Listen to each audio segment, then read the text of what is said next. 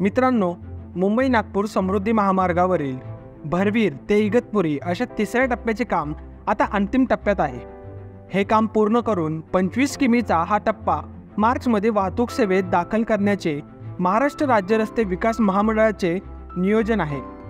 हा टप्पा कार्यान्वित झाल्यास नागपूर ते इगतपुरी असा थेट प्रवास करता येणार आहे। मुंबई नागपूर समृद्धी महामार्ग एकूण 701 किमीचा आहे।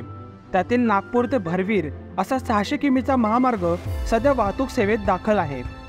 भरवीर ते इगतपुरी या तिसऱ्या आणि इगतपुरी ते आमने या चौथ्या टप्प्याचे काम सध्या वेगात सुरू आहे। भरवीर ते इगतपुरी टप्प्याचे काम आतापर्यंत पूर्ण होणे अपेक्षित होते, मात्र काही कारणाने या टप्प्यास विलंब झाला आहे।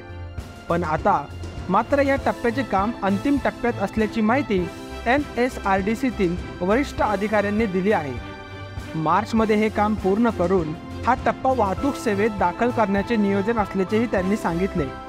हा टप्पा 25 किमीचा असून तो सेवेत दाखल झाल्यास 625 किमीचा टप्पा कार्यान्वित होईल। तर इगतपुरी ते आमने टप्प्याचे काम वेगात पूर्ण करण्याचे MSRDCचे लक्ष्य आहे। हा शेवटचा इगतपुरी ते आमने टप्पा वाहतूक सेवेत दाखल झाल्यास मुंबई ते नागपूर प्रवासाचा कालावधी कमी होईल। तर मित्रांनो, मुंबई नागपूर समृद्धी महामार्गाचे शेवटच्या टप्प्यात असलेले काम मार्चमध्ये पूर्ण होईल का, हे कमेंटमध्ये सांगायला विसरू नका।